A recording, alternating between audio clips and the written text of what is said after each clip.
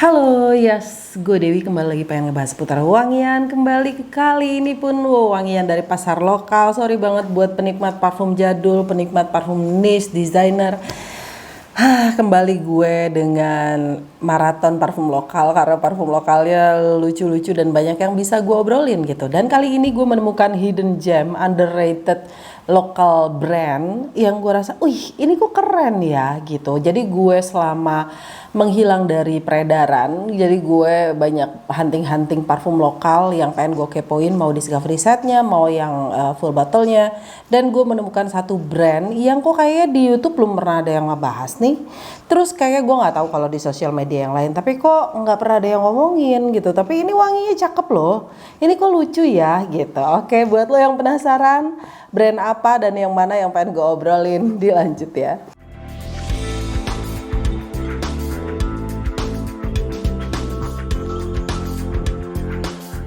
Without further ado, jadi gue pengen memperkenalkan ada satu brand lokal yang sebenarnya dia udah follow gue, tapi gue nggak pernah tektokan gitu. Gue pikir oh ya udah brand lokal dan gue pun udah follow Instagramnya.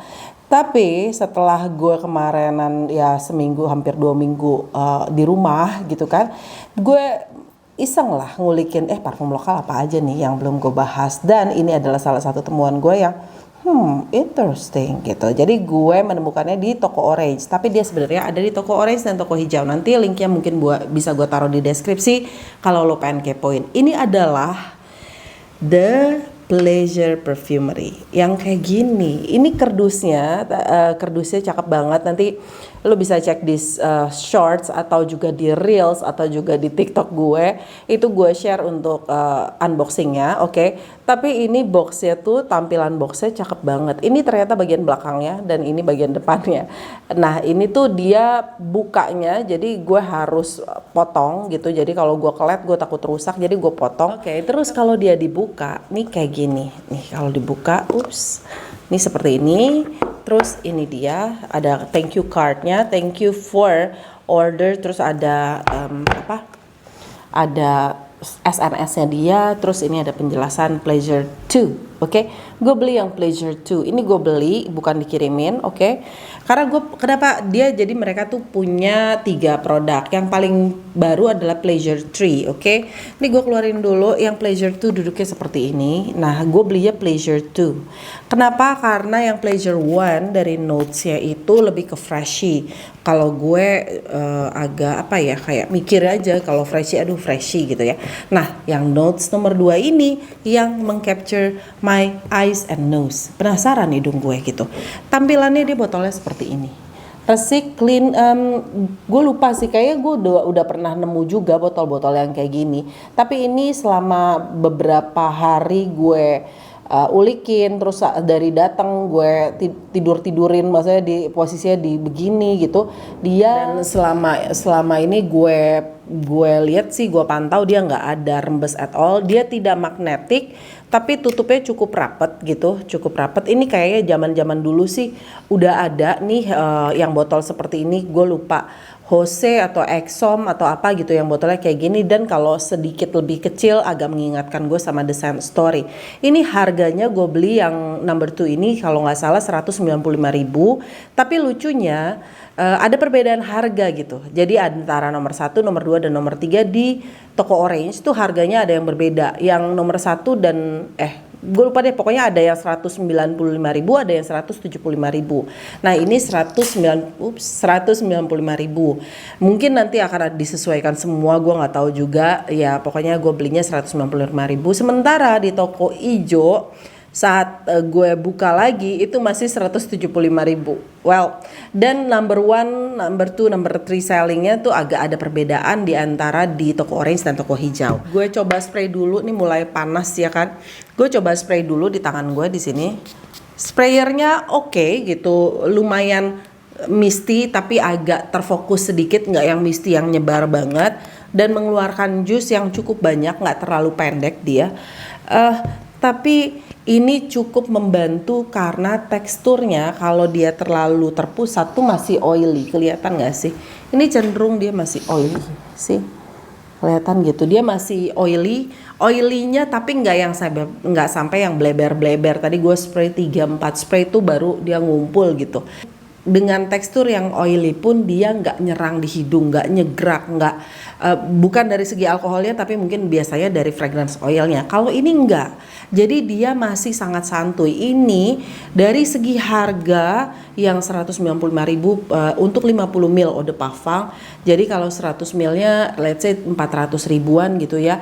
Jadi buat gue ini adanya di tengah-tengah pasar lokal nih, saingannya nih teman-temannya tuh ada Main Perfumery, ada Humans yang kayak gitu-gitu deh gitu. Dan ini menurut gue cukup layak untuk ada di sana. Walaupun teksturnya ini masih ngingetin gue sama awal-awal Humans ngeluarin produk, tapi buat gue ini secara scent profile ini lebih smooth gitu ya, lebih halus blendingannya. Dan wanginya kayak apa? Wanginya ini sesuai dengan notes yang mereka share. Jadi yang bikin gue kepo itu karena dia pakai coffee. Dia mengemphasize bahwa wanginya ini wangi kopi. Terus habis itu nanti notesnya bisa gue share di sini. Dan gue to be honest tidak bisa mempinpoint ini similar atau ada kemiripan dengan parfum di niche atau designer apa. Mungkin ada yang bisa, ada yang enggak, tapi gue pribadi enggak. Cuman mungkin arahnya kalau buat lo yang familiar dengan Black Opium gitu ya, yang ada kopinya juga, mungkin ke arah sana. Cuman ini yang membuat gue, wah ini kok lucu ya, karena di openingnya dia ada freshnya sedikit, jadi kayak ada sentuhan sweet orange-nya sedikit, tapi habis itu keluar wangi kopinya. Kopinya ini bukan kopi yang kayak kopi tubruk, tapi buat gue ini lebih ke kayak kopi saset. Jadi kopi yang udah ada vanilla dan agak creamy, tapi nggak sampai yang terlalu gourmand yang kayak cafe latte gitu atau macchiato gitu, enggak. Tapi dia ada sentuhan floralnya. Jadi gue nggak bisa bilang kalau ini lebih ke arah yang benar-benar gourmand, yang edible, yang bisa dimakan. Walaupun dari nomor 2 ini ada sentuhan gourmandnya.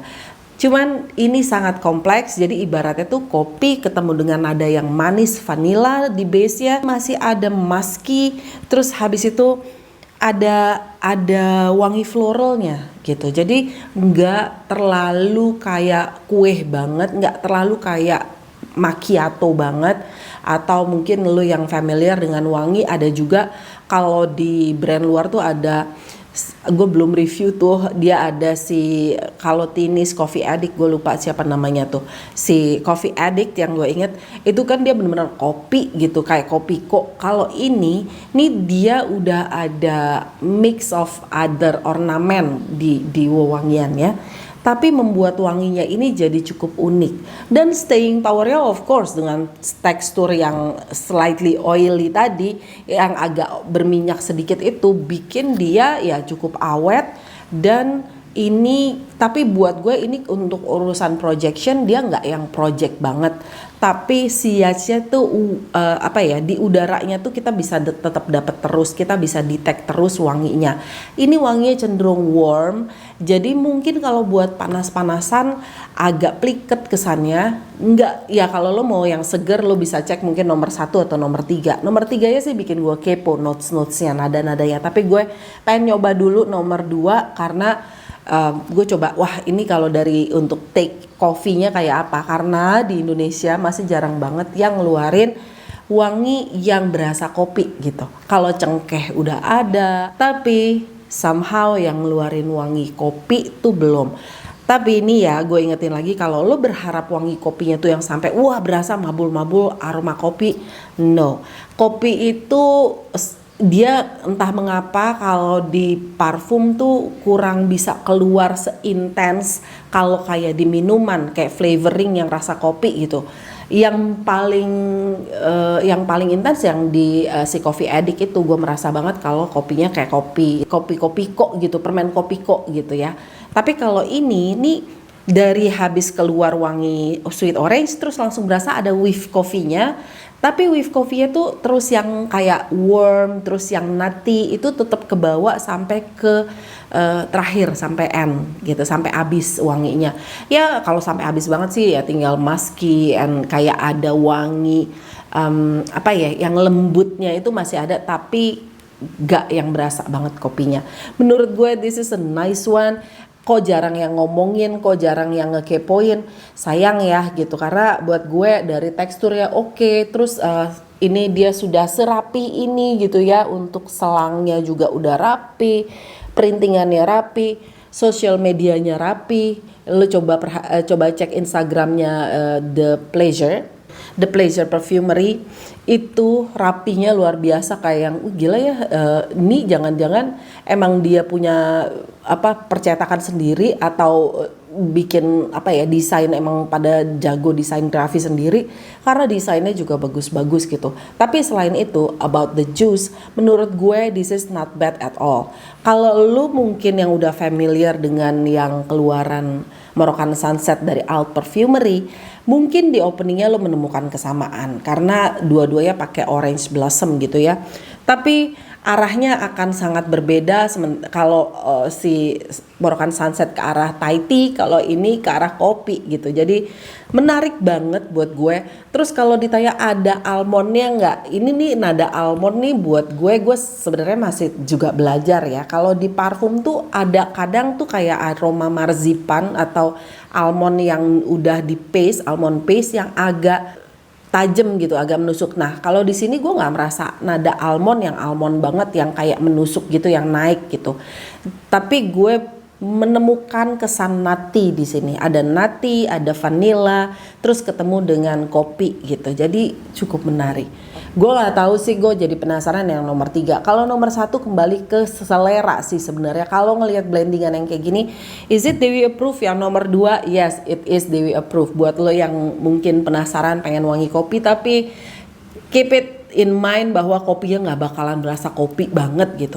Cuman ya maksudnya ya slightly ada semburat kopi saset dan ketemu dengan vanilla base, terus habis itu ada ornamen floralnya. Oke. Bisa buat cowok sama buat cewek bisa banget, asalkan lo suka ada sentuhan vanilla dan kopinya. Dan it's a catch untuk 50 ml, harganya 195.000. Bisa lo pakai buat daily bisa banget, tapi mungkin kalau untuk cuaca panas yang benar-benar panas terik, ini terlalu cloying, nggak sampai cloying sih, tapi kayak manis lengket aja gitu.